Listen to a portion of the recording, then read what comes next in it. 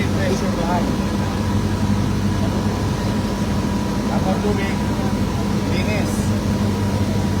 Darating naman, Lionel, padala yung Lionel. Immediate to ha, lahat to immediate ha. Ano na tayo ha, succession. Pero tubig, linis, then huli lahat yung mga nasirang produkto. Huwag nyo nang hintayin na ilabas sa kalsada. Mababaho na yan. Agad. Halo-halo na yan. Tarle, bigas. So, pagkuha, Sadrak, Nel, ikaw na ang lead dito ha. Ikaw na ang lead ha. Huwag yung mga resources mo. Sunod yun, Lionel.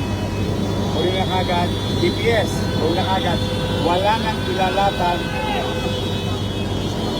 na mga nasirang pagkain sa kalsada para hindi na tayo magdoble trabaho. Diretso nga agad sa truck. Then, Randy. Boss. Malinis na. Ayos na. Check mo agad yung electrical. Kami mag-ano ha? Sila lang yun ha? Sila lang gagalaw sa electrical ha? After that, ikaw naman. Ikaw ang dulo. Papasok kayo na ulit. So ito mangyayari ha? The whole day ha? Very specific ha? Pakitawag sa mga. Linisin yung tubig. Linisin yung site. Kunin kagad yung basura. Which is kunin kagad yung ginagamit ko sa kalsada. Hindi bacterial yun. Bacterial yun eh. Linisin natin ng stall. Walang maglalatan ng mga nasirang pagkain o paninga sa kalsada. Nakapalagpag na agad yung mga truck natin. Diretso na. Linis na. Pasok kayo. Check ng electrical. Tapos, papasukin na yung method natin. 24 hours ha. Alright mga kababayan, so personal pong bumisita ngayong araw na to si Mayor Isko dyan po sa Arangke Market. No? After niya po dito sa Taft Avenue ay diretso na po siya dito sa Arangke para bisitahin po yung kalagayan ng lugar dito and also yung ating mga kababayan na nagninegosyo dyan. No? At ito na nga po, no, nagbaba na po ng kautusan itong si Mayor Isko na kinakailangan po nilang ma-achieve within 24 hours. No? Ito na nga po yung paglilinis ng lugar, paghakot ng mga nasirang mga produkto na hindi na po kinakailangan pang ilatag ito sa tabing kalsada.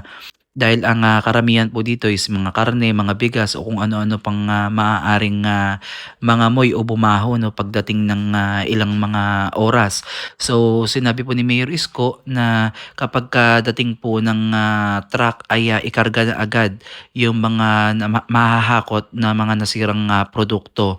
At ang pinaka-importante dito mga kababayan ay yung pag-check po ng mga wirings natin. No? Hindi lamang dito sa Arangke area, no? Kundi dito din po sa mga binahang lugar dito sa lungsod ng Maynila. Kasi talagang may mga kuryente yan, kagaya ng mga stoplights. Alam nyo naman po yung ating sitwasyon dito sa Maynila. No? Marami pa rin po yung mga spaghetti wirings, yung mga poste na halos mabuwag na dahil po sa katagalan at overload po ng mga spaghetti wires. So kinakailangan i-check din po yan mga kababayan dahil sa panahon nga po ngayon na tag-ulan at baha, maaaring makaano po to, makapinsala po to ng buhay ng mga tao na lulusong po sa baha. No? So much better na i-secure talaga itong wirings upang maiwasan po yung mga ganitong disgrasya.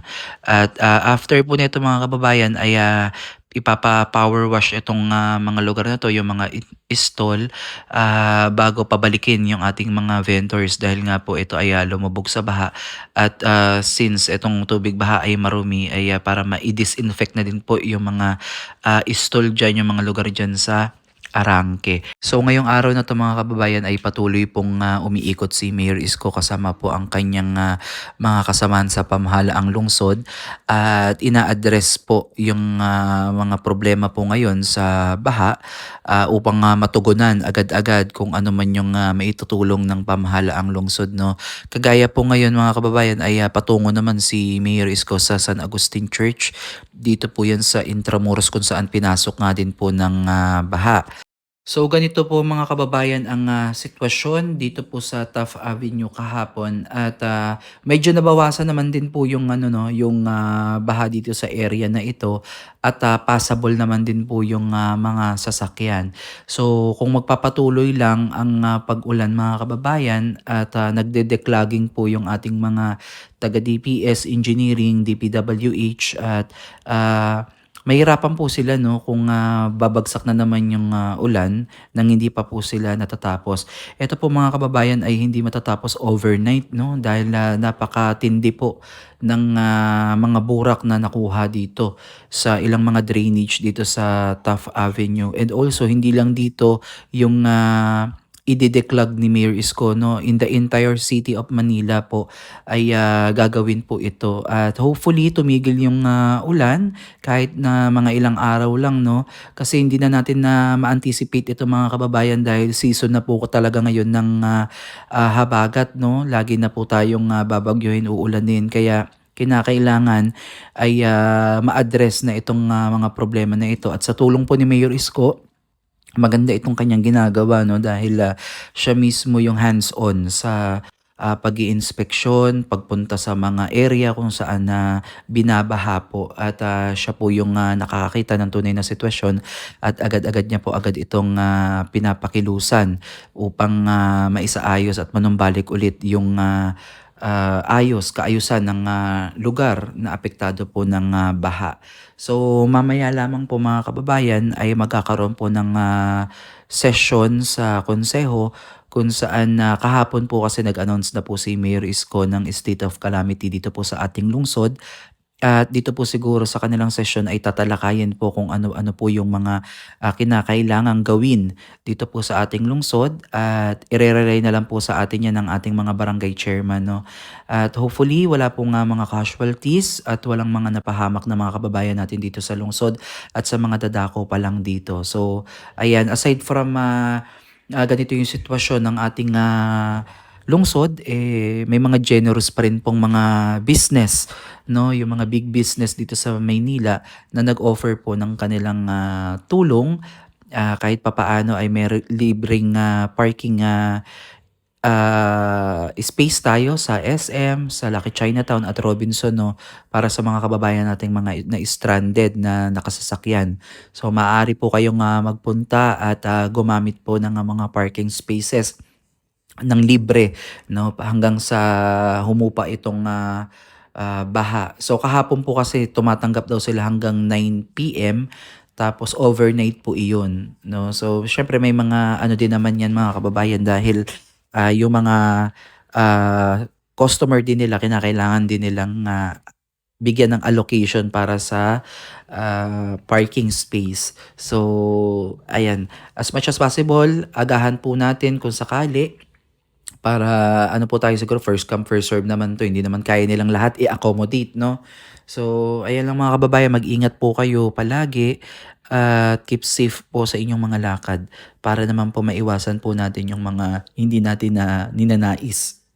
So ayan lang muna yung update natin mga kababayan dito po sa lungsod ng Maynila at sa ginagawa po ni Mayor Isko na pag-iikot dito sa ating lungsod kung saan napakalaking bagay at napakalaking tulong para sa mga information na dapat nating malaman at malalaman pa ng ating mga kababayan na dadako dito sa lungsod ng Maynila.